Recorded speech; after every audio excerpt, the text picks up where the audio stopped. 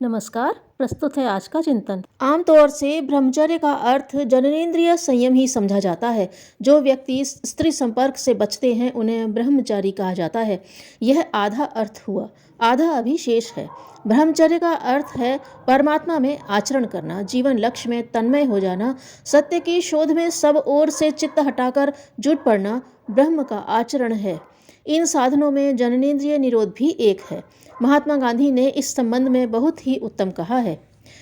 ब्रह्मचर्य का मूल अर्थ सब याद रखें। ब्रह्मचर्य अर्थात ब्रह्म की सत्य की शोध में चर्या अर्थात तत्संबंधी आचार। इस मूल अर्थ से सर्वेंद्रिय संयम का विशेष अर्थ निकलता है।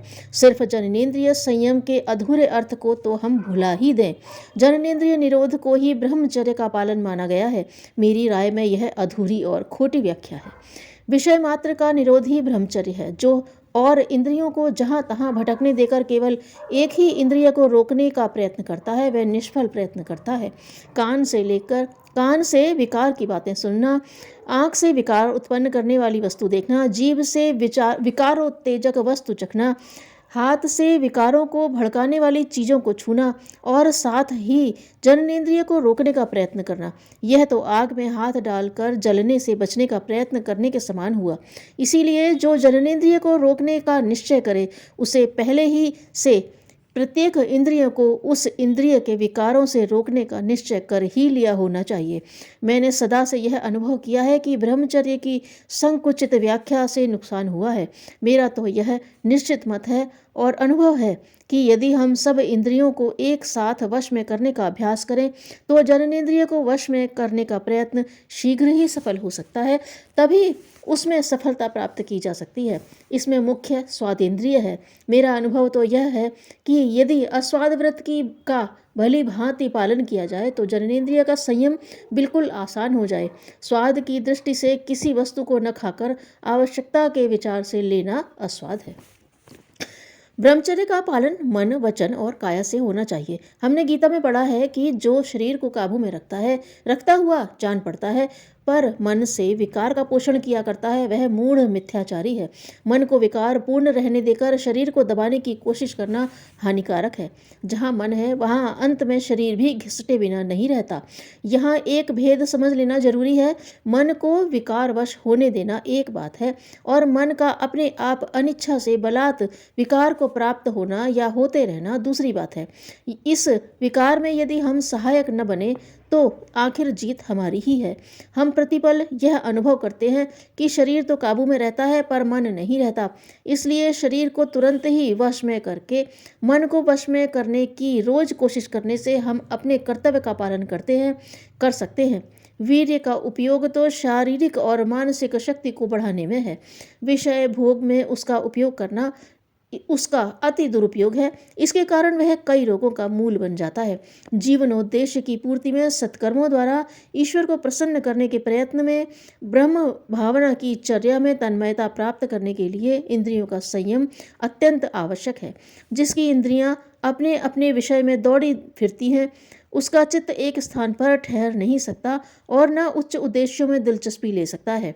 दीर्घ जीवन, निरोगता, शरीर की पुष्टता, सुडौलता, बल बुद्धि, तेज बुद्धि की प्रखरता आदि शारीरिक लाभों की नींव इंद्रिय संयम के ऊपर रखी होती है।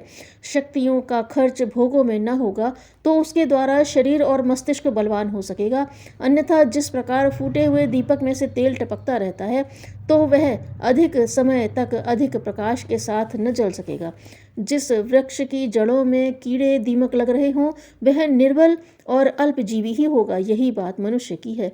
असंयम के कारण इंद्रिय भोगों में जिसकी शक्ति अधिक मात्रा में खर्च होती रहती है वह न तो शारीरिक दृष्टि से निरोग, बलवान एवं दीर्घजीवी हो सकता है और न मानसिक दृष्टि से मेधावी, मनस्वी एवं प्रभावशाली हो सकता है। फिर ब्रह्म के आचरण में रत होना तो दूर की बात है। इंद्रिय संयम का तात्पर्य है विवेक के साथ मर्यादा के अंतर्गत इंद्रियों का उपयोग होना। इंद्रियों के अधीन अपने को इतना नहीं होना चाहिए कि भोगेच्छा को रोका न जा सके या रोकने में बहुत विरोध या क्लेश सहना पड़े। इस प्रकार के संयम की आदत डालनी चाहिए कि इंद्रियों की इच्छा को जब चाहे तब आसानी से रोक सके और भोग सामने हो तो भी उसे छोड़ सके। कहने को 5 इंद्रियां हैं पर वास्तव में 2 का ही संयम करना है। नाक, कान, आँख के भोग तो कभी कभी और कम मात्रा में मिलते हैं, इसीलिए उनकी अधिक चाह नहीं होती और न उनमें इतनी प्रबलता ही होती है।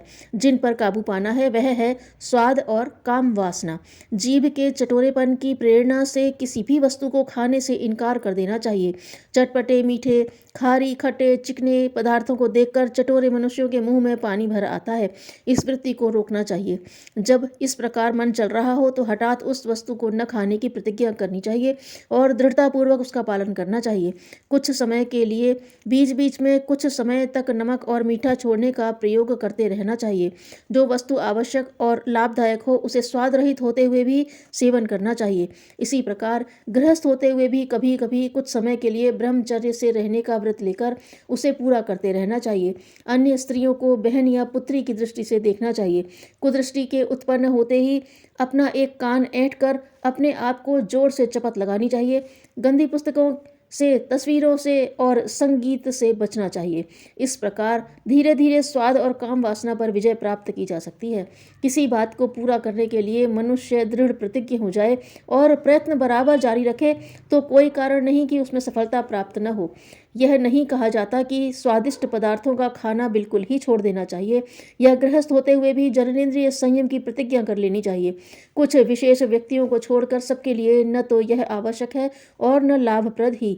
साधारणतः स्वादिष्ट, सात्विक एवं सुरुचिपूर्ण भोजन करना शरीर को पुष्ट करता है और मर्यादा के अंतर्गत स्वस्थ मन से दोनों ही पक्षों की स्वाभाविक तीव्र उत्तेजना होने पर काम सेवन मानसिक तत्वों को उत्साहित करता है। अति का निषेध है। कच्ची आयु में वीर्यपात का निषेध है। दिमागी अय्याशी का निषेध है। इनसे बचना चाहिए। जहाँ तक हो सके कम अवसर भोग के आने देना चाहिए और अधिक अवसर संयम के लिए देना चाहिए। मन को भोगों की ओर से हटा लेना चाहिए, अर्थात अपनी भोग इच्छाओं पर काबू कर लेना चाहिए ताकि वे अपने को विवश न कर सकें, वरन विवेक की आज्ञा अनुसार कार्य करें। ब्रह्म में आचरण करने के लिए, दिव्य तत्व में चेतना को डुबाए रहने के लिए इंद्रिय संयम की आवश्यकता है। सभी इंद्रियों को वश में करने का अभ्यास करें। विचारों से रोकने का निश्चय करें तो शीघ्र सफलता मिलती है। यदि विद्वता विनम्र नहीं तो वह विद्वता नहीं। धन्यवाद।